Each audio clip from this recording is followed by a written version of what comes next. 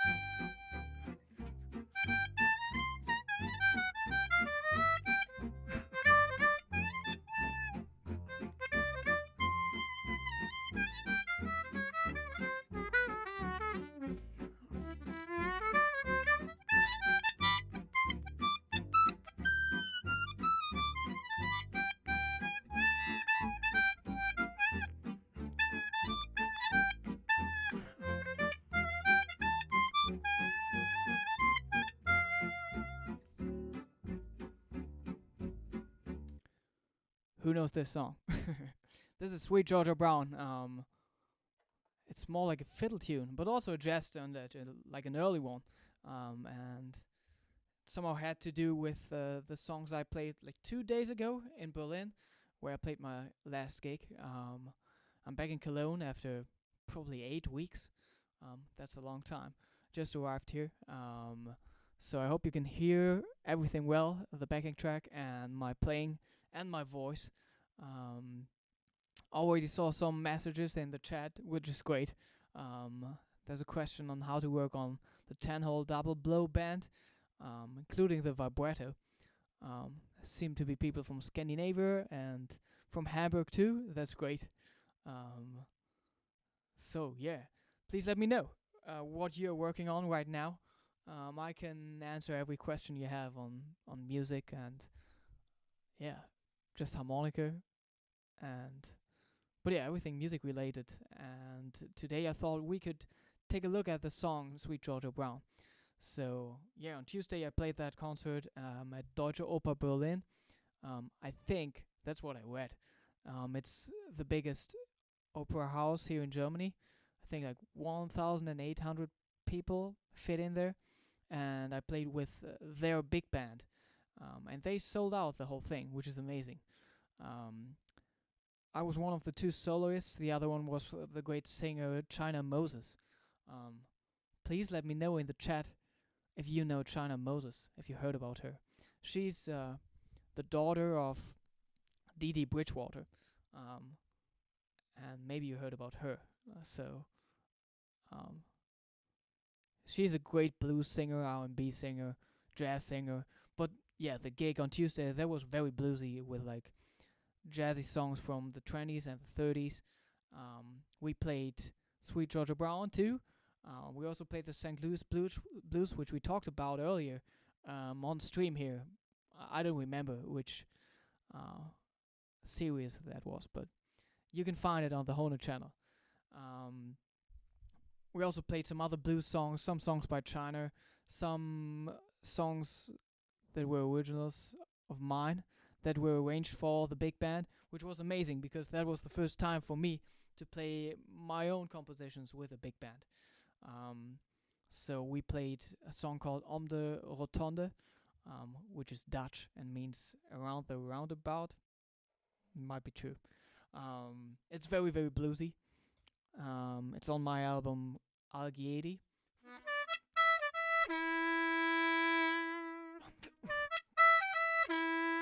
It starts out with that little riff, and then some little more complex harmonically, but then also moves into like a second position blues loop, which is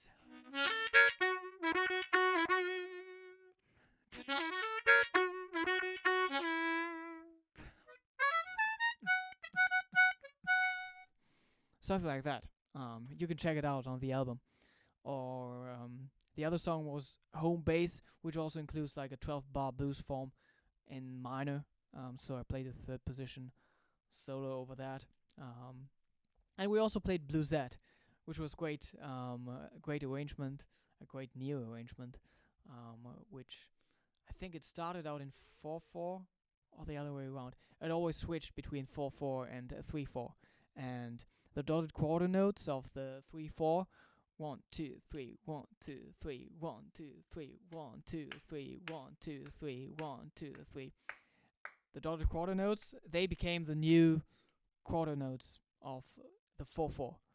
So that was nice. It was a great concert. It was a long drive back home, so I'm a little tired. But yeah. So some of you are working on the 10-hole blow band. That's great. We could talk about the blow band vibrato on the upper holes. So yeah, that's something I can tell you. This is my C harmonica. We can just start with that, but maybe if you have a G harmonica, I mean that's what people suggest you, right? To start out with these blow bands on the lower tuned harmonicas. So this is the G harmonica, and of course we play a G on 10-hole blow, and we can bend it down a whole step. So we can get an F sharp there, or G flat, and an F.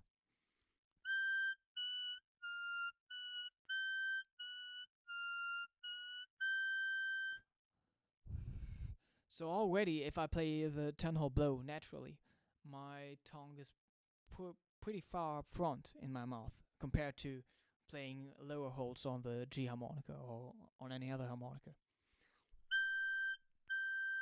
But still, it's just very, very low in my mouth, just sitting there, not a special position. But as soon as you want to play a bend up there, the tongue really has to small the space for the air between the upper part of your mouth and the tongue. It's very, very narrow for these high blow bands. It's like whistling. I mean, I think there are like two techniques for whistling that I know of. Like the regular one, which I would use, which would be just like lip pursing basically. But the other one is like it involves your tongue a little more, and I can't do this. But I think that's like very, very similar to the tongue position you should have for these blow bands. It's like the German word is lispeln, but I don't know the English word for that. I can look it up. Lispeln is just to lisp in English. And John is asking if I can tongue block the 10 blow bands. I think I can, at least on the G harmonica. That's easier. But I don't have as much control as I have with lip pursing.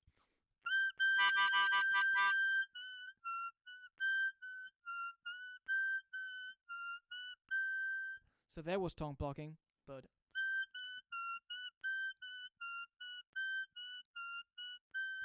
I have more control with the intonation, especially on the half step band with lip pursing. So, but it's definitely possible to do it tongue blocking.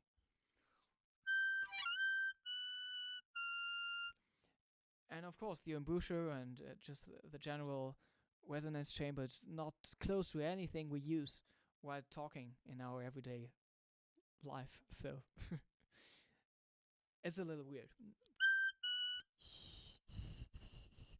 It's close to that whistling. And at the same time, it's important to know like which note you want to get out of the instrument, and maybe you're even able to sing the note, or if it's that high, you're able to whisper the note, or not whisper, like to whistle it. At least then you have the right resonance chamber. Not the right tongue position already, but you can figure it out then a little easier.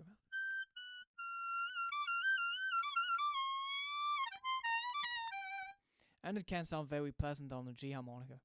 It's not that pleasant for your neighbors on the C harmonica, right?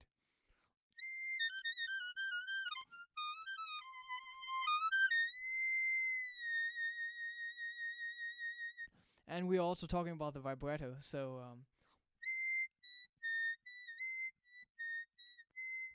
that's lip pursing.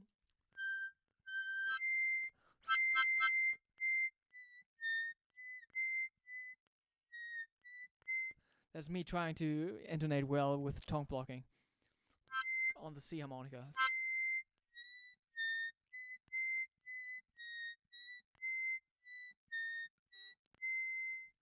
It is possible.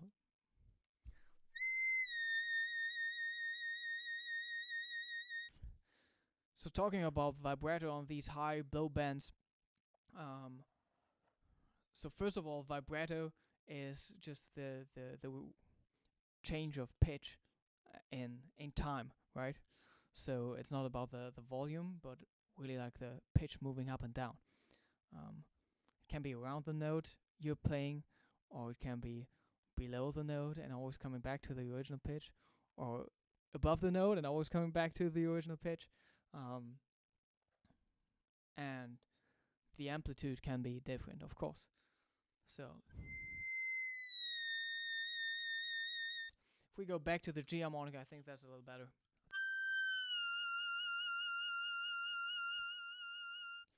You can support it with your lower jaw, of course. Can get very extreme like that. But for me, it's really just like an bent and unbent vibrato, just the one that I also use in the lower octave, playing the bends.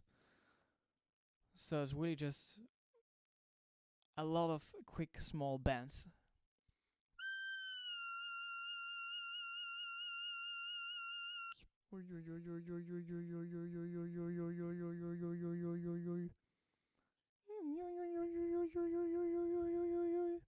It would be the upper octave, but still not the pitch we are playing.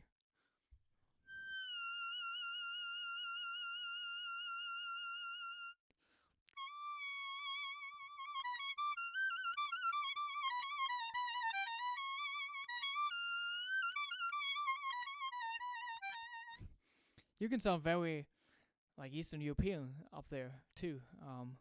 If you take out like a G drone, maybe that could be pretty interesting. If you are already able to play the blow bands, maybe, yeah, look for a tempura drone in the key of G, and just play the G triad. So all the blow notes 7, 8, 9, and 10. And all the lowest bends that are possible on these holds.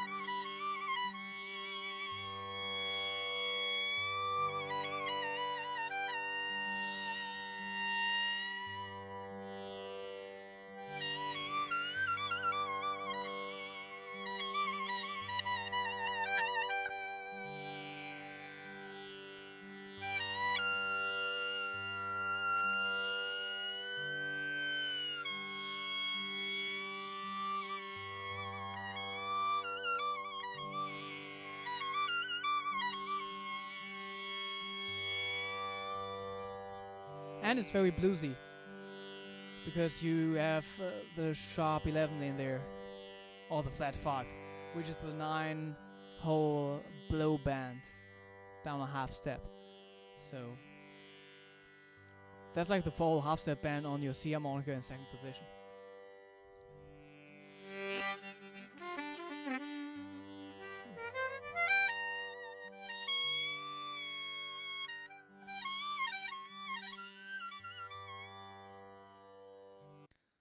So that's nice for practicing the vibrato and especially just like the amplitude of it. Hey Jerry, great that you're here. Thank you for your CD. It arrived safely in Hamburg. Haven't listened to it yet, but it's there, and I'll be back in Hamburg soon.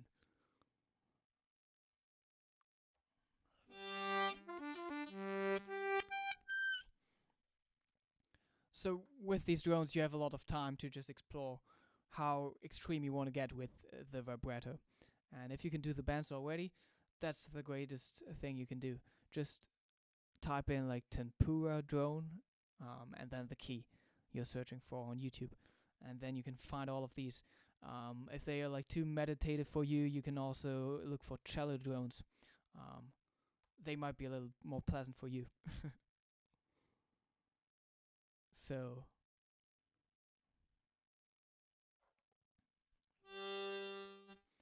hope this answers the question on these blow bands. This is how a cello drone sounds like.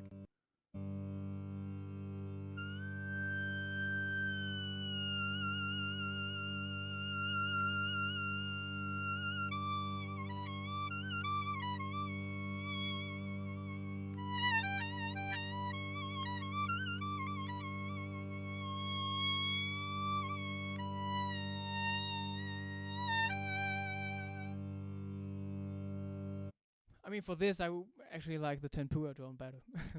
But if you're exploring scales that are not that Eastern European sounding, I like the cello drones better for that. Yeah. So, hope this helps. If you don't mind, we can get into Sweet Georgia Brown, the song I played in the beginning of the live stream here. I think this might even be one of the first jazz songs I ever learned on the harmonica, and it's not the original key. I think it starts out with an E7 chord, and that way the song would be. Don't want to lie to you. Some of these say it's in the key of A flat, starting with an F chord. Some backing tracks say it's in the key of G, starting with an E chord, but yeah, I remember playing it on the C harmonica, starting with the D7 chord. We're starting out with a bunch of dominant 7 chords there, where we can play our blues licks, starting out in third position, then going to second position, then going to first. So these might be most familiar for you too. And after that, we move to third position minor. So it's a nice song to combine all of the knowledge of keys you have on the harmonica playing blues in these 3 positions. And I can just play it for you once again. The song ends in F this way, and I have a nice guitar gypsy-like backing track. But there's also a question by Quixus. Let's see. Hi Konstantin, how to approach playing in top registers? Somehow I get stuck at 6 hole, sometimes 7. I can't convince myself to play from 7 hole up. I mean, first thing that I would be interested in which key are you usually playing on the harmonica? Are you a blues player playing in second position?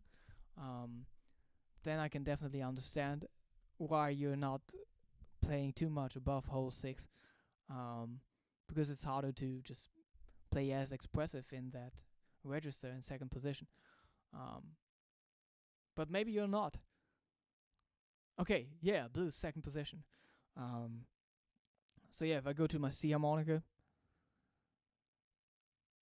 a big exercise, but it's not that easy, of course, would be to just transpose the licks you can play in second position in the lower octave to the upper octave, and try to sound as similar as possible. try to get that sound, try to get that four whole halftone band sound, which you would have to get on the 7/0 overdraw. So that's kind of hard. The only scale that's like very very useful and very easy to play in the upper octave in second position is of course the pentatonic, just the major pentatonic, which is the first, the second, the third, the fifth, and the sixth note of the scale. So if I write that down, oh yeah, by the way, again, this is like the email address you can send your recordings to. Oh, yeah. I'll write the tabs down there.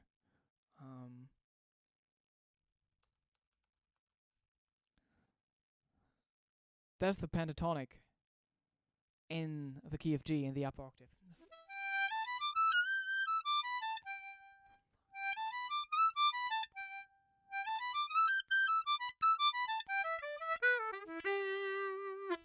Especially on higher harmonicas, it can sound very, very bluegrassy, but of course, all the juicy, bluesy notes in the lower octave, they are overblows or bends in the upper octave of the instrument. So the 3/0 half step bend,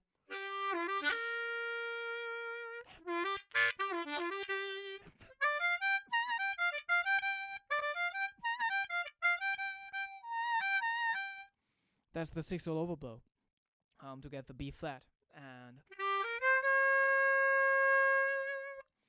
the D flat, the full half step bend in the lower octave, that's the 7/0 overdraw in the upper octave. It is even possible to bend that note up a half step, so you get a similar feeling to playing a full half step bend and letting it up to the full draw.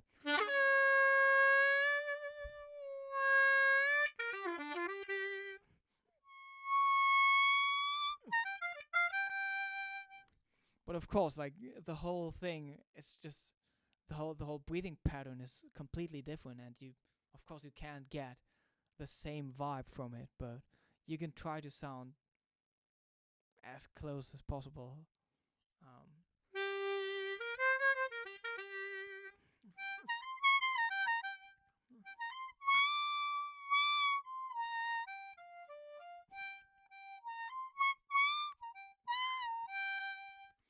And I'm also bending the 6/0 overblow up a whole step, and it's a different sound. It's a different kind of bluesiness, of course.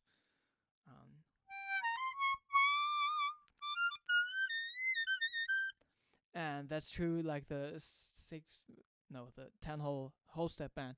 That's also very important. That is the same note as the 3/0 half step bend and the 6/0 overblow. So that's the B flat, the minor third, in second position.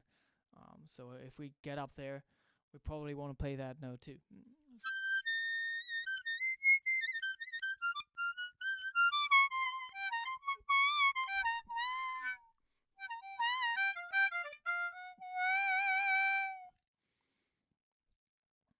But yeah, if you aren't able to play these overbands, you should stick with the major pentatonic.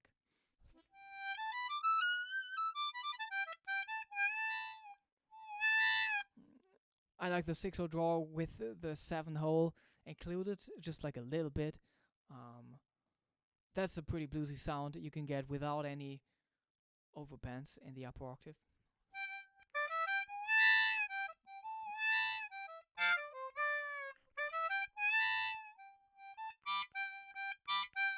Also like to just play the double stop, 7/0 draw and 4/0 draw. That's B and D at the same time, just as 3 and 4 in the lower octave.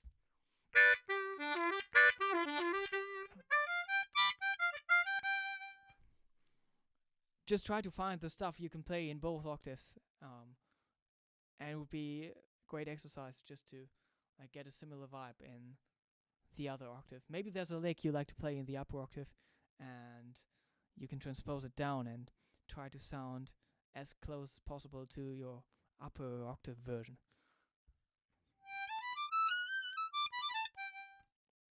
So we also need second position in Sweet Georgia Brown. Let me see. I want to show you the chords.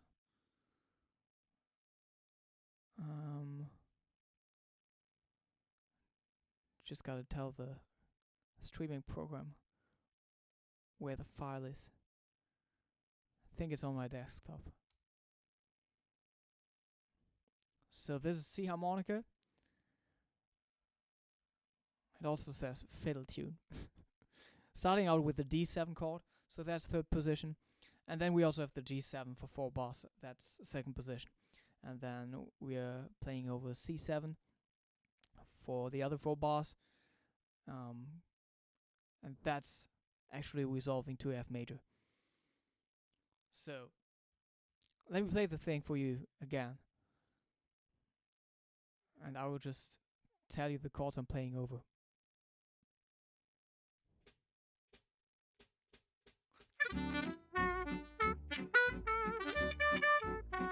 That was D7. Second position. That was C.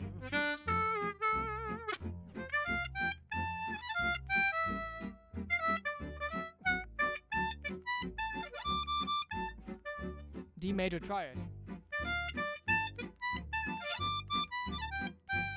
G major triad, and then it's going to D minor.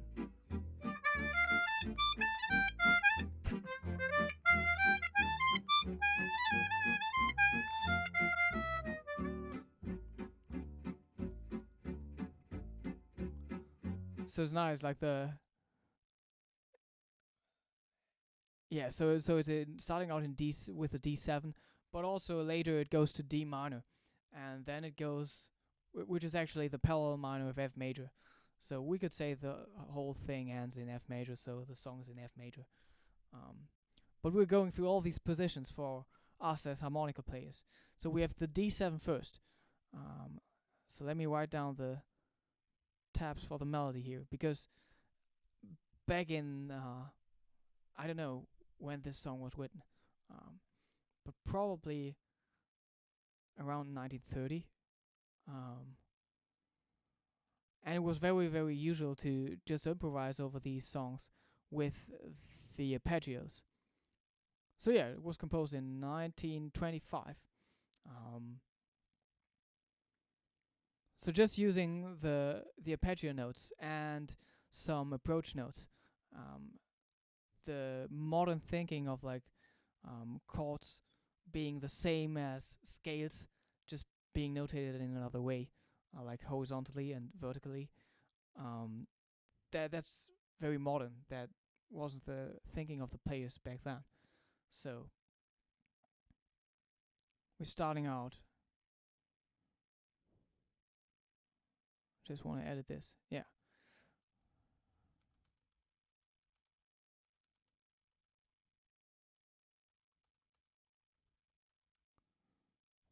With this little phrase.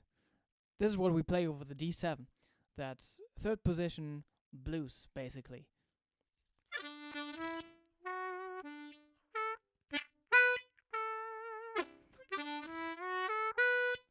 And actually, the first line here, that's like just playing the root note, and in between we are playing the pentatonic in D. We have the root note in there, we have the second in there, 2-whole blow, the major third, the 2-whole half step bend, the F sharp, the A, the 3-whole half step bend, and the 6th, the 3-whole draw, which is a B.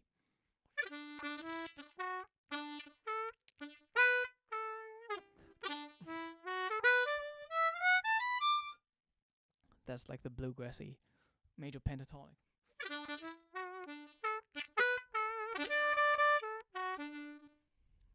Rounding the whole thing up with a descending a D major arpeggio. That's 4-whole draw, the D, then 3-whole whole step bend, the A, the 5th, and the 2-whole half step bend, the F sharp, the major third, and the 1-whole draw. It sounds pretty good, but it's one of the hardest arpeggios, I would say, on the diatonic harmonica. Especially if you want to play in between the 3-whole whole step bend and the 2-whole half step bend.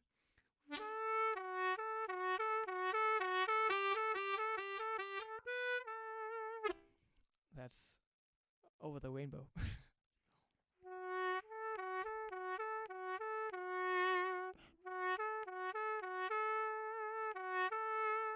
So of course, both of these two bands have like a different shape of mouth and a different embouchure needed to get the note. But if you want to play them after each other, like as legato as possible, you gotta find like some position in your mouth where you have to do as little movement as possible to get both notes out.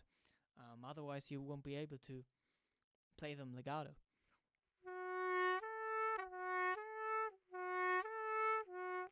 That's more like experimenting. Yeah, you gotta do it very slowly to figure it out.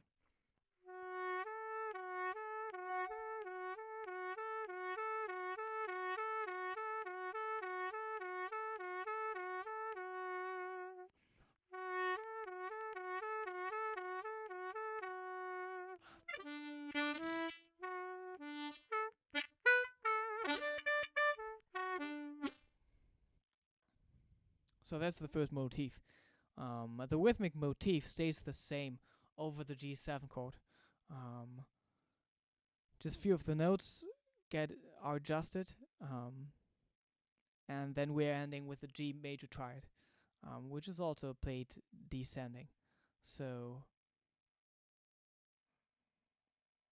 let me add the phrase over the G7 here.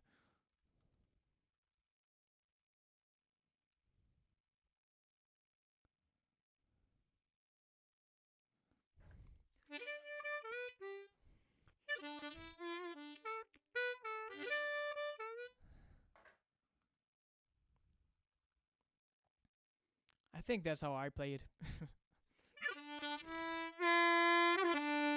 So now we have the two-whole step bend in the F, which is the 7th of the G7 chord. So yeah, there's no F sharp in there anymore. We don't have a major 7th in the G7 chord.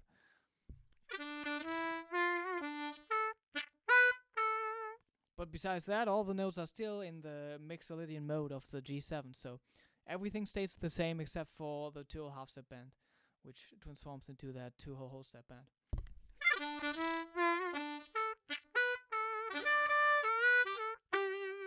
And then we have that second position phrase, ending on 2 whole draw.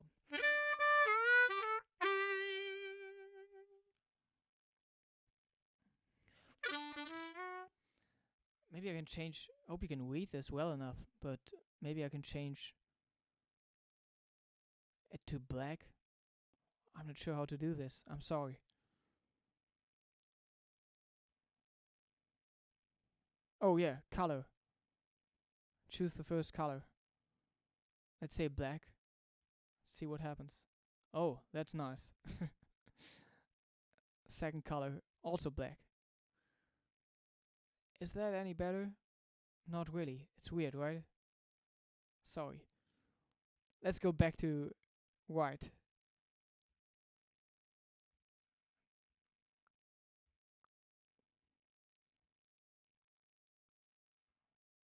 So after that, we get to the C7 chord. First position of the C harmonica. And this time we actually start on the root note of the chord.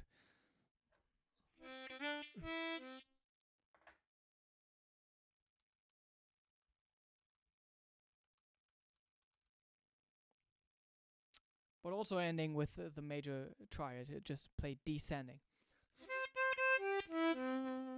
Just all the blow notes from 4 down to 1.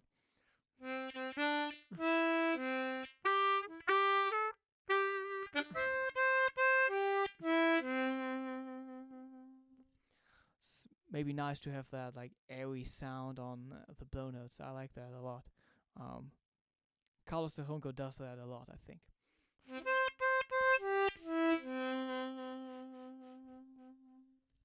Hope you can hear this through this microphone.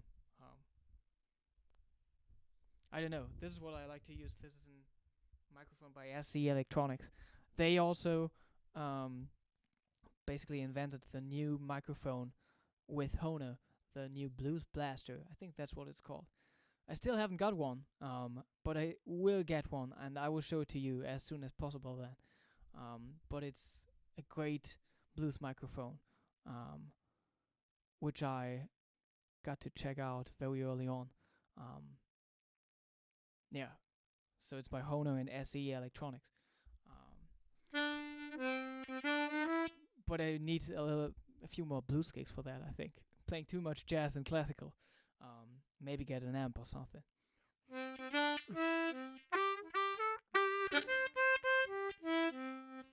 Coops is asking how long I've been playing. Around 10 years. Started in early 2009, I think. Sometimes in 2009. That's when I started to play. So we're going through all these three positions.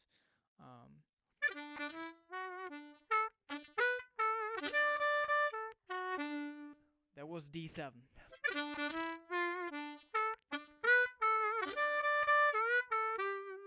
That was second position.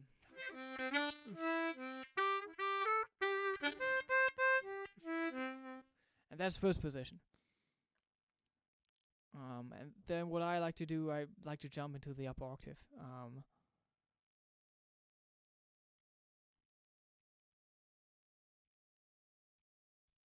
But let's stay in the lower octave for this. I'll write it down again in the upper octave and just upload it to the Facebook group we have, where we also agree on future topics. So if you have ideas for the next live streams here on YouTube, I do this every 2 weeks on the Thursdays at 9 p.m. Central European Time. You can just drop a message, drop a line into the Facebook group linked below. Or you can also just write me a message via Instagram or write an email to the email address linked below, which is hohnerlive at konstantinreinfeld.com. Whatever you like. So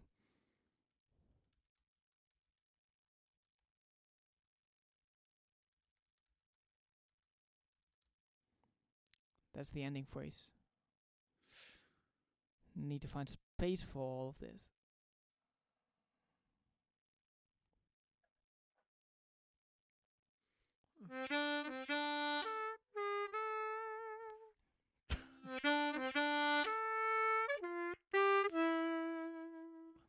So that's basically where it resolves to F major.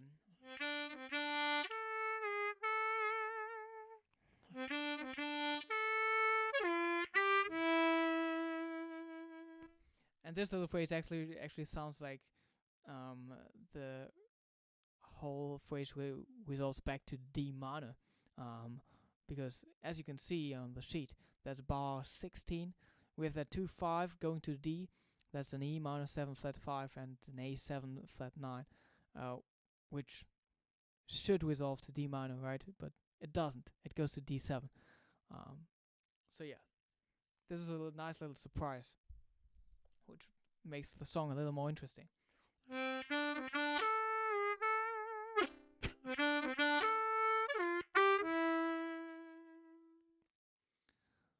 So that's basically the first half of the song. Of course, after that we are repeating the phrases over the D7 and the G7.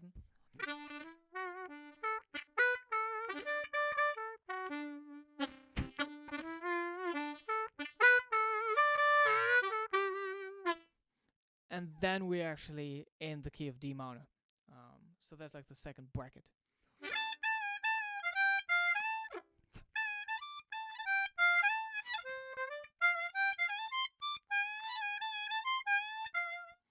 And I would actually play that in the upper octave. If I did it in the lower octave, it would be...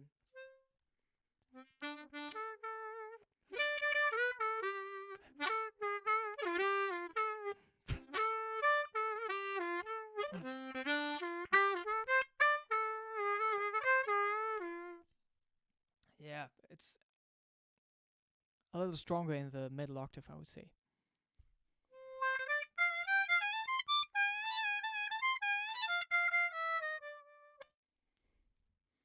So I still gotta write that down.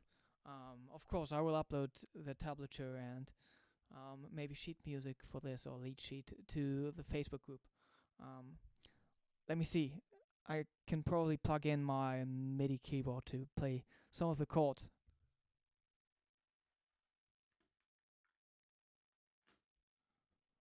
Let me just open my DAW to find a nice piano sound.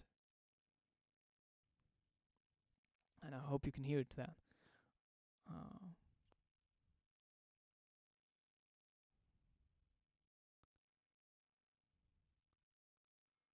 I created a little instrument here. My grand piano. I just gotta choose the right output because there are several. That should be fine. I think you can hear this. Maybe turn it up a little louder. There's a lot of reverb on there. Could be a little less slap delay. So now I can play some of the chords so you have harmonic context. Oh, it's weird to do this. I gotta place it differently.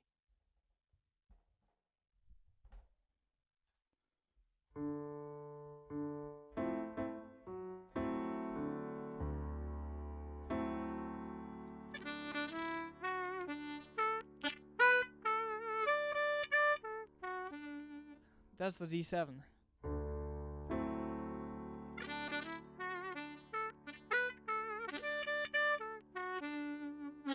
Then going to G.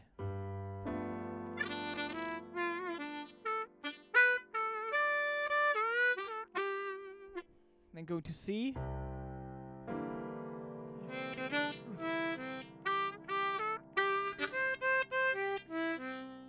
Resolving like a 5-1 to F major.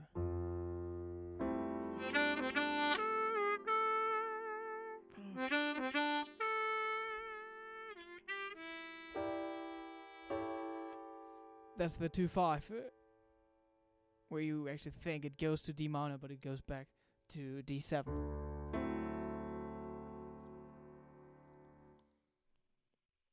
But let's check out the second bracket here.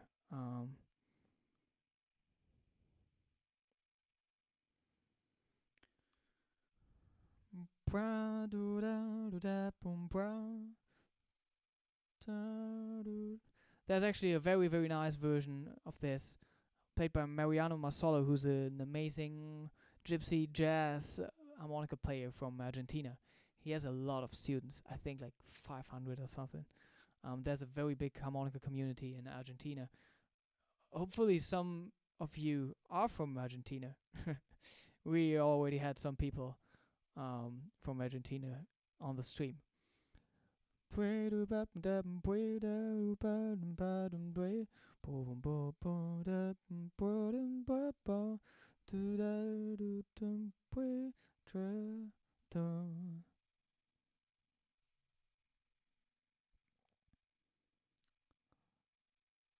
This maybe looks better here.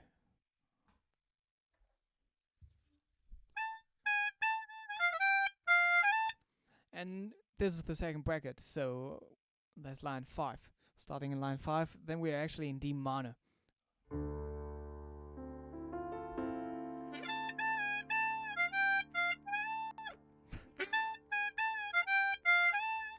Then we have like chromatically descending 7th chords.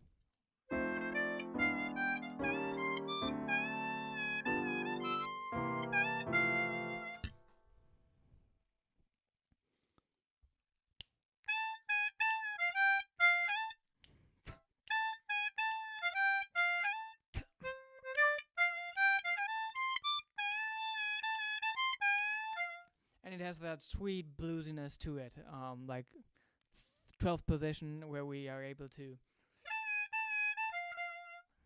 get the major third on the 6/0 draw, but also the minor third on the 6/0 half step band.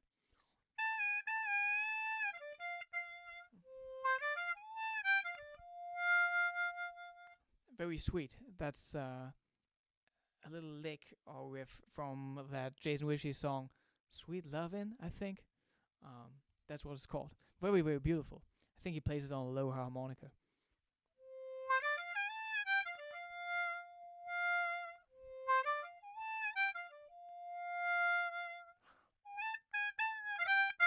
But this is very rhythmic.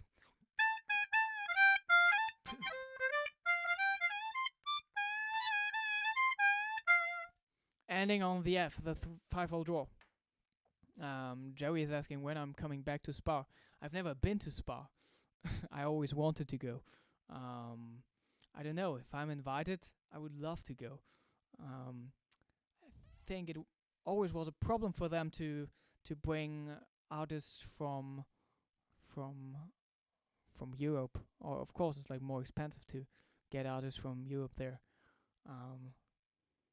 And looking at the money, they can probably get like 3 people from the US for that money to the Spa.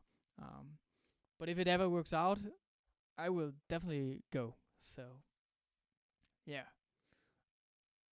What key am I playing in? Play an anime meme song. What's an anime meme song? I know anime songs. But are all of them memes? I don't think so. Still looking for a nice. There used to be a meme page for harmonica on Facebook, right? But it's not very active anymore, I think. Sometimes I do look up what's like the most popular stuff on YouTube with the word harmonica in it, or like the hashtag harmonica. I really gotta scroll up here. But did any one of you see these Asian guys? They're from Japan. They just hurt themselves while having a harmonica in their mouth, and the harmonica, or like the sound that's coming through the harmonica, the breathing, it's like measuring the pain. That's the most successful harmonica video there is right now, and I think they uploaded a new one earlier this month. I mean, it's pretty entertaining, but it's weird that that's like the most popular harmonica thing on YouTube. Shouldn't be that way. But maybe you saw this.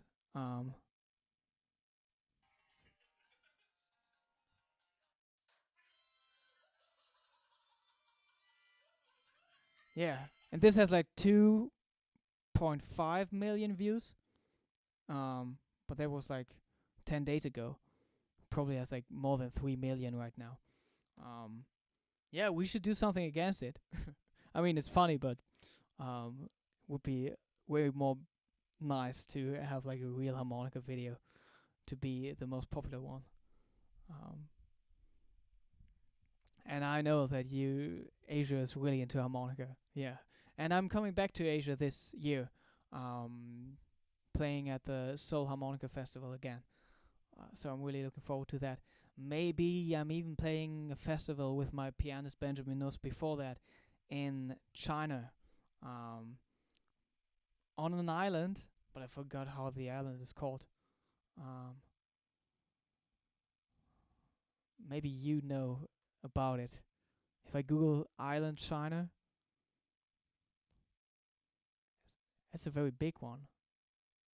That's what I remember. Oh no, I can't find it now. Maybe it's Hainan. Hainan, is that true? Yeah, I think so. There's some kind of festival. But yeah, we'll see if all of that stuff works out. So yeah, now we have the tabs for the last section of the song. And you basically gotta know 1, 2, 3, 4 keys to play in on the harmonica to improvise over this song. So it's third position, Mixolydian blues. Second position, Mixolydian blues. First position, Mixolydian blues. And then just playing in 12th position, major, or third position, minor. So that's kind of the same. Same notes.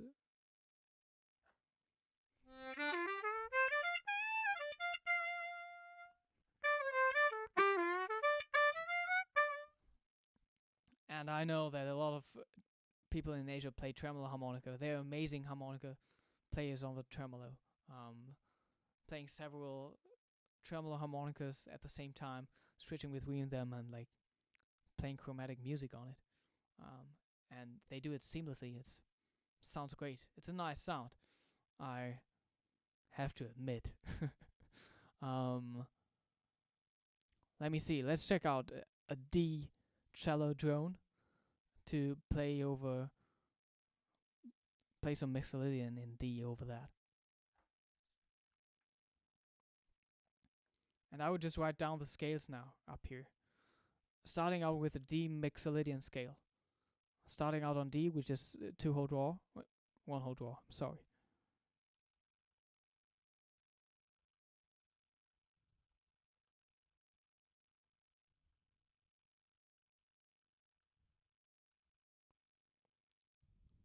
That's D Mixolydian.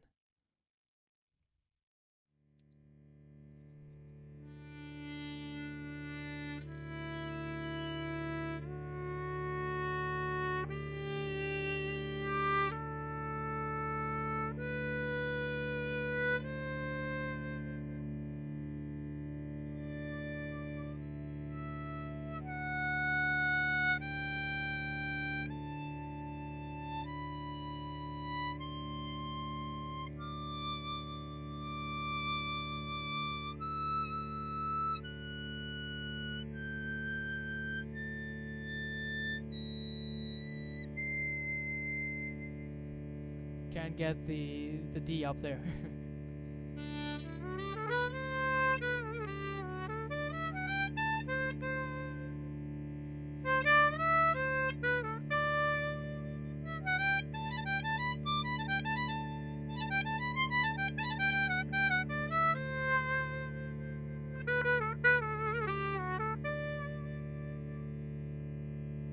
That's how I would get used to this. Because if you played blues in third position, maybe, probably you started out playing with a blues scale and not with a Mixolydian scale. So that could be new to you. There was D7. Then, of course, we do know G7. At least most of you, I think. That's pretty easy. So let's find the cello drone in the key of G.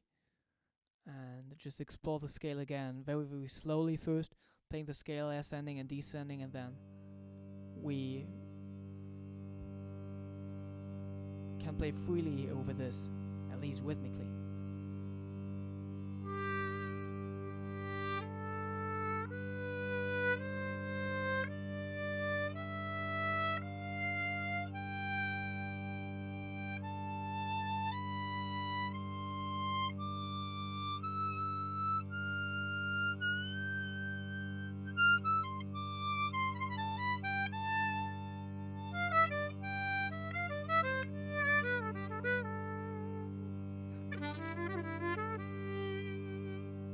Compare this to the D Mixolydian scale, of course, there's like only 1 note difference.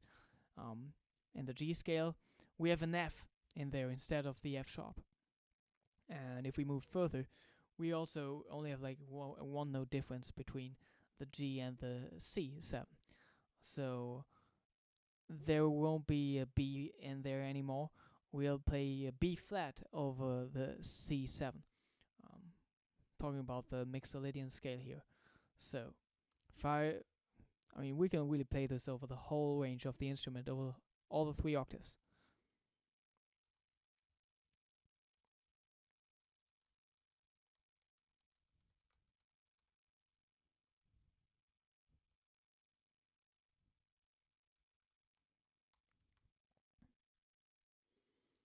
So that's Mixolydian in C.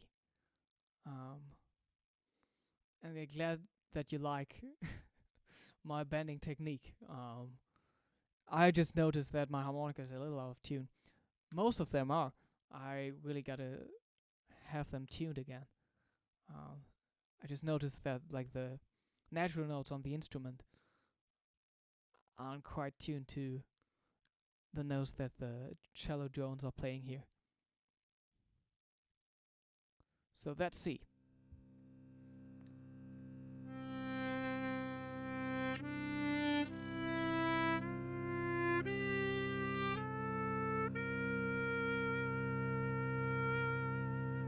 That's the B flat that makes the difference.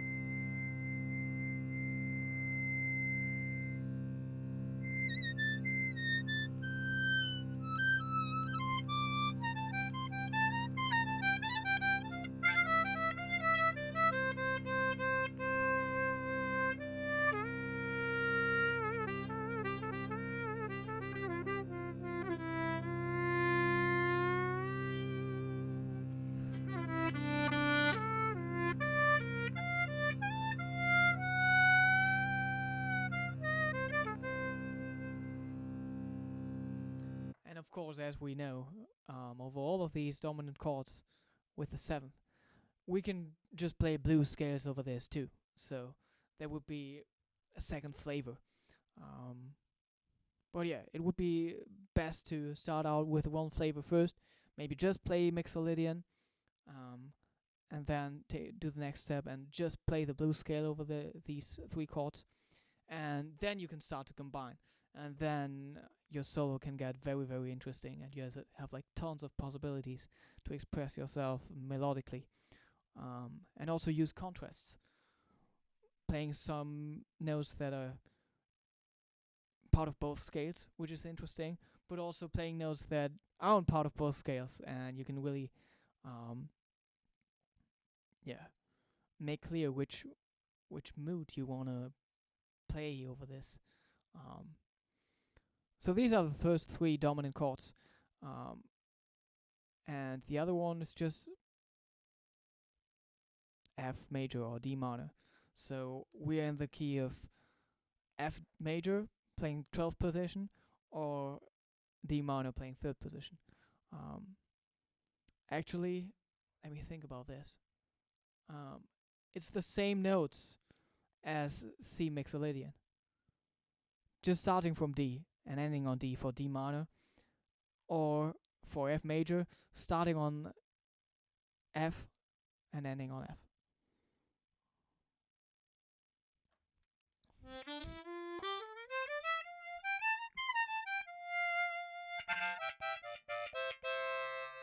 Sounds like F major, same notes.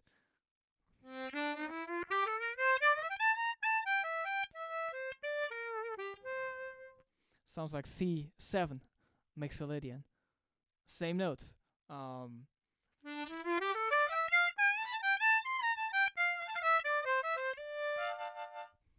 Sounds like D minor, same notes. So these are just modes of F major. That's Ionian. Dorian, that would be G minor. That's Phrygian, that's A minor. That's Lydian, that's B flat major. That's C7 Mixolydian.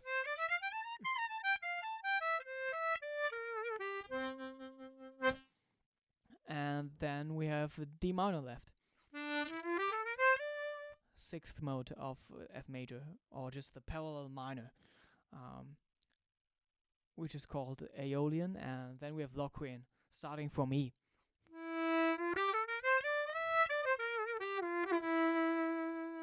Which is also part of Sweet Georgia Brown. We have that 2-5, going back to D7, but the 2-5 actually could resolve to D minor too. But that E half diminished chord with the 7. That's the scale we play over this. So same notes as F major, nothing too fancy. So you're playing 4 bars of D Mixolydian, 4 bars of G Mixolydian, 4 bars of C Mixolydian, then 4 bars of F major. And for the second time, same Mixolydian scales over the first 2 chords, the D and the G7, and then we are in D minor. Same notes as F major for the last 8 bars. And then, of course, we have these descending dominant chords. They are happening really quickly. We got to talk about this another time, I think. That's F7, E7, E flat 7, D7, and then we have just the circle of fifths with the chords moving in fourths.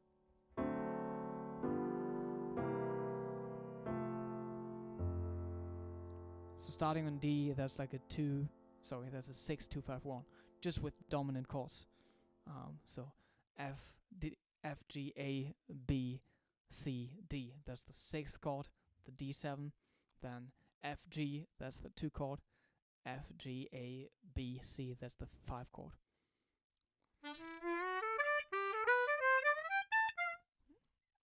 I mean, we have all these 3 chords in the first 12 bars of the song, so we know about these.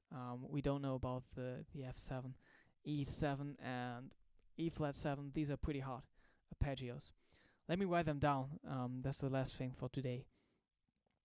So we have an F7, just in the middle octave. That's F, A, C, E flat, and F. Then we have E7, which is E, G sharp, B, D, and E flat 7, which is E flat, G, B flat, and D flat.